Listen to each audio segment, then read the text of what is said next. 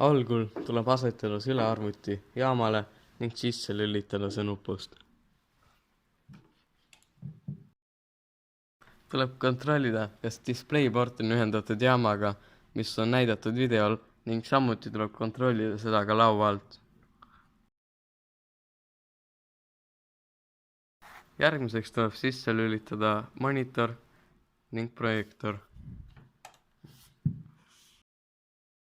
Kui tahvlil ilmub sinine pilt, siis on tegemist valeallikaga ning seda saab muuta puldil vajutades otsi allikat nuppu.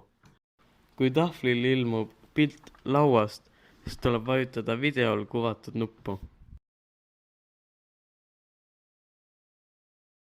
Kui vajutada klaviatuuril nuppu Windows pluss P, siis tekib teile ekraanile valik. Ilmunud valikutest on kõige kasulikumad dubleeri ning laienda.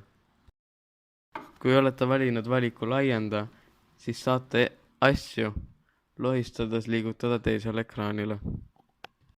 Kui soovite vahetada tahvli kuvasuhet, siis tuleb valida puldist menu, sealt minna edasi signaal, aspekt ning sealt valida full. Eraldusvõime ja teksti, rakenduste ja muude üksuste suurused võiksid olla kõik soovitavate sätete peal, kuid võib oma vajadusel vastavalt neid muuta.